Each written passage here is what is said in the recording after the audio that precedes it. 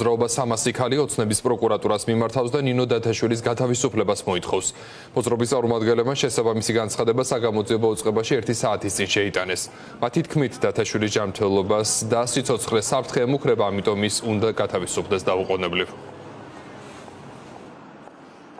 მივმართავთ პროკურატურას განცხადებით, რომელსაც 300-ზე მეტი ქალი აწერს ხელს და მოვითხოვთ, რომ შეფარდებული აღკვეთის ღონისძიება პატიმრობა შეიცვალოს უფრო მსუბუქი აღკვეთი ღონისძიებით, კერძოდ ნინო დათაშვილს შეეფარდოს გირაო, ვინაიდან და რადგანაც მისი ჯანმრთელობის მდგომარეობა არის ძალიან მძიმე და აუცილებელი არის ნინოს სიცოცხლის გადასარჩენად, რომელსაც მას ვერავინ ვეღარ დაუბრუნებს სიცოცხლეს და ჯანმრთელობას, ეს აღკვეთის ღონისძიება იქნეს გამოყენებული. ჩვენ ქალები, რა თქმა უნდა, სოლიდარობას ვუცხადებთ ნინოს და დაუშვებლად მიგვაჩნია ის, რომ ასეთი სამაგალითო დასჯა და არასაჭირო, ასე ვთქვათ, სრულიად დასჯა ხდება ნინოსი ამ შემთხვევაში, მაგრამ ვთვლით, რომ ეს არის გარკვეული ჩვენება, ძალის დემონსტრირება ნინოს მაგალითზე.